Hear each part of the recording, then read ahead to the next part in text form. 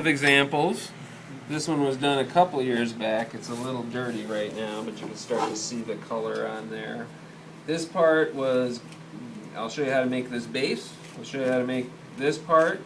This was made inside one of our plaster molds. It's the same idea as what I'm going to do, but I'm going to do it in a bowl here instead. But we've got a couple of cylinder molds that we can press clay into and get these sort of wrinkly effects on there. So that's an option for you guys. And this one was last year. Never got finished with this one, but this is kind of like what I'll be showing you today. So I'll show you how to make this top. You can make something like this on the wheel, but you don't have to be able to throw on the wheel in order to make this. So I'll show you how to make that part as well.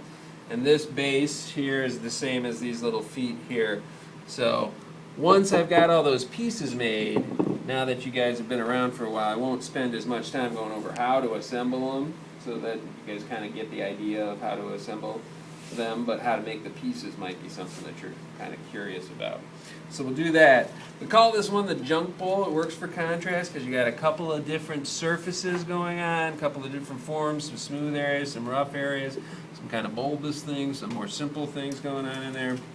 And all we do with our junk pot is just make some stuff, you know, things that you find that are maybe a little bit drier clay. I made a bunch of swirls this morning, and I put some tin foil inside this bowl.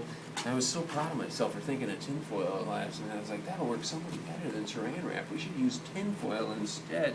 So anyway, it's my new discovery.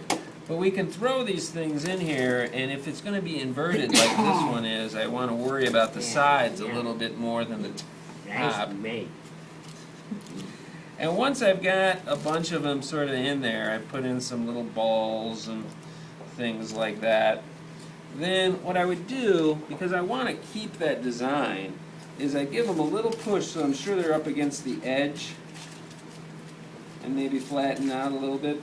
And then that would go in front of the fan for, I would say, 15 to 20 minutes depending on how thick it is. Once it's set up a little bit, so that it's going to hold its shape when I start pressing clay in behind it. Then I bring it back over here, and just to soften up the backside, I give it a little squirt.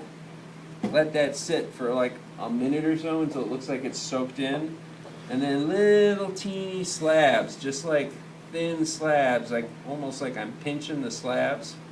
I'm going to take those little slabs, and I'm going to start laying them over the top of that form, and start working them in and working them together so that I don't see any cracks on the interior of this bowl. Once I've got that all filled in, then that's going to sit in front of the fan again for another 20 to 30 minutes. That might mean that while you're doing this, you know, it doesn't dry that day, because that's a total of 40 minutes if you're making that part, the next part.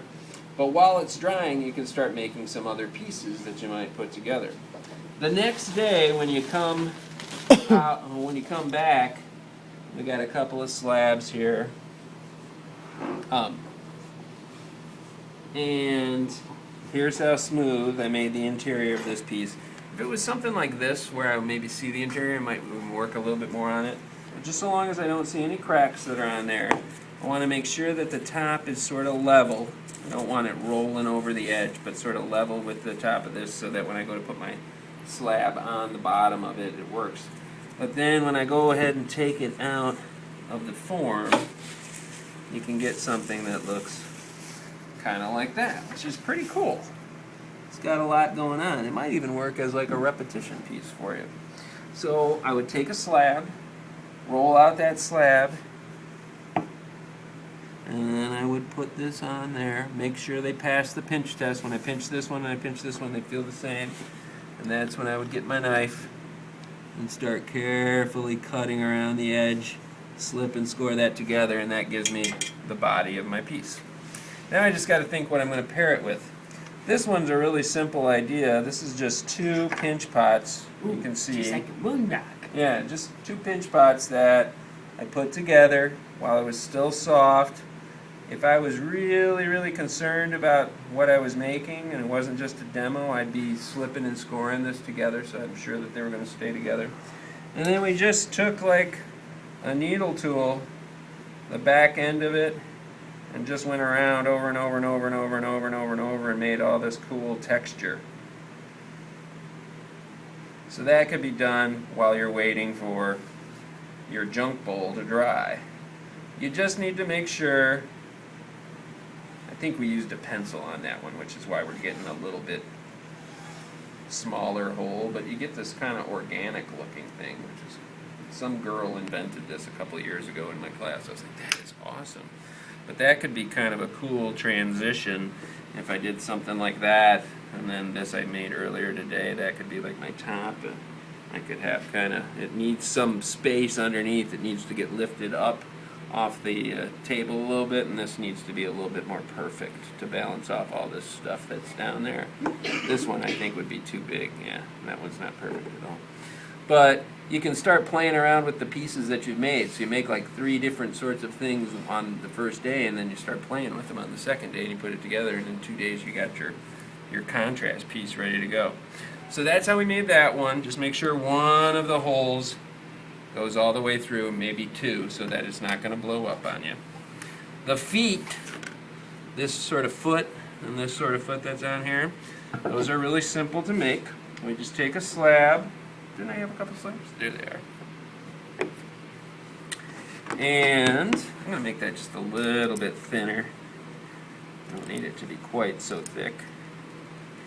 I like it when the slab stiffens up just a little bit before I do this.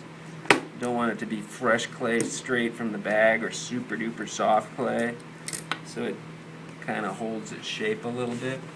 But what I'm going to do is take something that's a circle. Take this. I'm going to trace around that.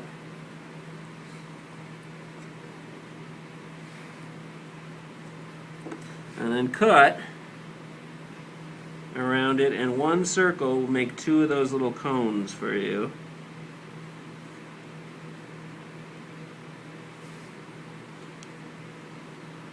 But once you've got your circle cut out, you're going to cut it in half, perfectly in half. And then you can do whatever sort of texture you want to do on there. If you want them all going up directly to the middle, and you kind of make some marks that go in towards the center, like you were chopping up half a pizza. But you could also do, you know, like something less organized, you know. Like, put some texture on there, that could be kind of cool. And then this edge, I cut with the same technique that I've used the whole quarter with you guys. High side, low side. And then I would take a bit slip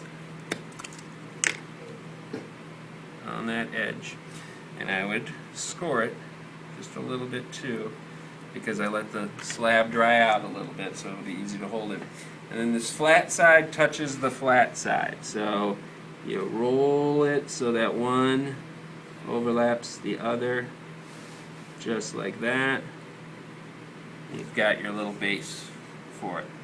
This can be cut off if you're going to do something like this, or you can invert it if you want to, like that. You can roll it, you can leave your seam showing. We've had this discussion before. I'm recently more interested in leaving the seam showing, or you can hide the seam so that nobody knows that it was there. And you've got that little form.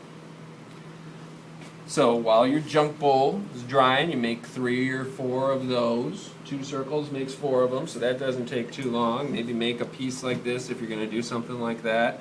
Or maybe you start extruding out this piece and maybe some little handles. The handles came from this die.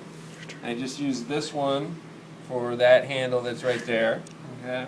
But this one is just a little coil that's rolled it up on itself. I thought that was kind of fun and cute, or what have you. But the body of that, or the top of that piece, comes from this little cutout that we made. We were experimenting with making our own. And I used like 3/4 inch plywood to cut out this shape, so which will extrude out a big long ribbon like this that you can coil up to make things that look like this, what have you. But because the clay has to go through 3/4 of an inch as opposed to this thin die, it really takes a good bit of work to get it through there, maybe a couple of times where you have to practice. So one thing that we found has really helped is trying to get some water in there, and that seems to help the clay slide through there a lot easier. Try to get it centered in there. And then when you put the clay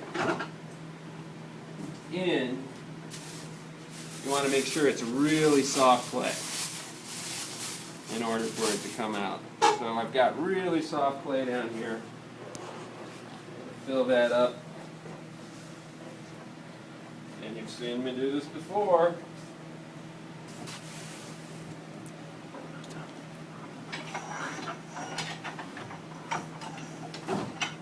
But let's see if we can't get a decent one here.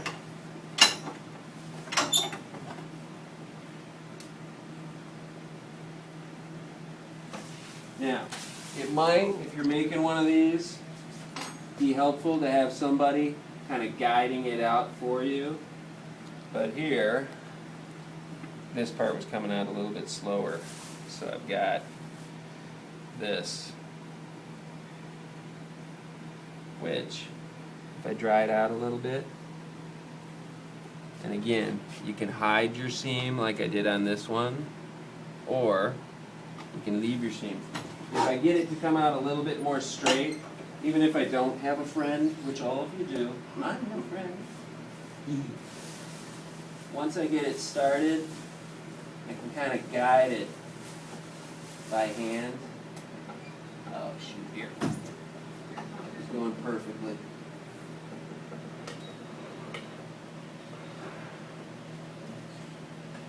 There we go. Now, I want the walls to be dead straight. This, like sometimes this sort of floppiness can be kind of fun, or what have you. But if I want it to be dead straight, I'm going to let that dry. Maybe even throw it in front of the fan for like no more than 5 minutes without checking it, because it's thin. And then when I go to bend it, it might be just dry enough so that it'll bend and stand up straight and almost look like it was made on the potter's wheel. So, 20 minutes in front of the fan, then you put the backing on it, throw your junk in there, dry it out for 15, 20 minutes. You know how to make the feet, you know how to make handles, you know how to make the top if you want to use this, you know how to make the moon rock, and then you can start having fun the next day putting them together. But one thing to think about, something that's more complicated, typically you need a lot less of the complicated thing if you're contrasting something complicated with something simple. So if we got a lot of craziness going on in one part of your piece, you might need a big simple area to balance that off. So the next day is just assembly, just having fun putting it together. I kind of like that.